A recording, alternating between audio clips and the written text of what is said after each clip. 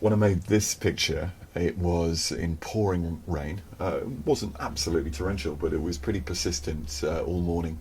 And I'd climbed up onto the kind of halfway point of the waterfalls, which is quite exciting. Yeah. Not something I'd recommend, Especially in the wet. particularly especially when it's raining. And realised that that wasn't the best place to photograph from, at least not that day. So came back down and ended up with this quite long lens perspective on the waterfalls, which helps to bring in the top fall and allowed me to combine these all the kind of what I regard as the crucial elements of the Goredale Scar waterfall. I mean, in a sense, when you think of Goredale Scar, it's this fantastic kind of canyon that cuts through the limestone, and there is this clear focal point, the waterfall, that defines it.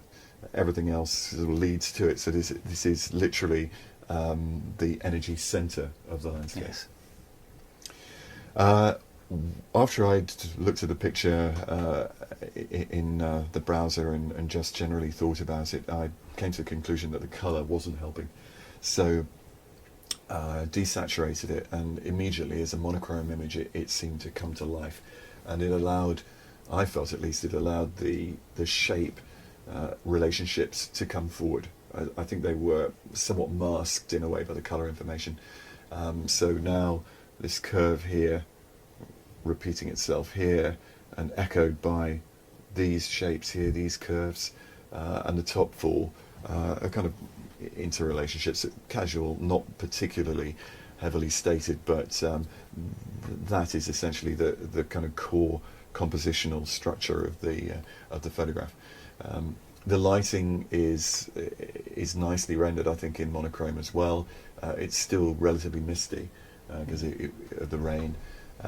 It creates a nice glow around the top of the picture. It's Yeah. a sense of light disappearing as we go down the picture. The cloud is only it wasn't a really really heavy cloud. Well, it was a heavy cloud ceiling, but it was gradually forming above there. If you'd been to 2,000 feet, you wouldn't have seen anything at all. Yes. And it was very very moody. I mean, the water wasn't as heavy as I've seen it in there, but it certainly was very much an experience of mood, and I suppose that's quite nicely expressed in this great sort of central core of rock with its kind of one-eyed helmet. Yes, it's quite disturbing Yeah, visage, isn't it? It's strange. It's an interest from a detail point of view. The image is quite interesting. We can see there's lots of detail.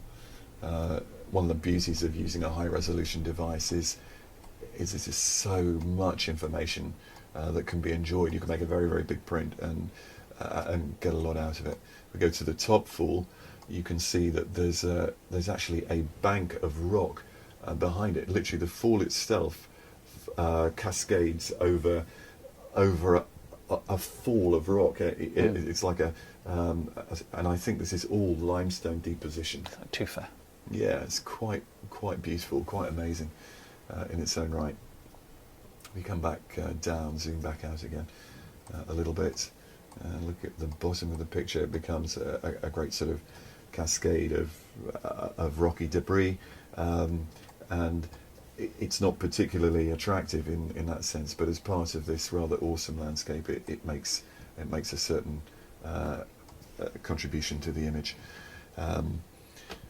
It is a difficult place to take pictures, it must be said. It really, really is. It's a fantastic, dramatic place, and the first time I'd ever saw Goredale Scar was actually in the Tate Gallery in London, in the form of James Ward's fantastical painting from the early 1800s. It's a very large painting as well. It's very large. I think it would be 3 or 4 meters wide, certainly 3 meters wide, and 1.5 to 2 meters, maybe even more high.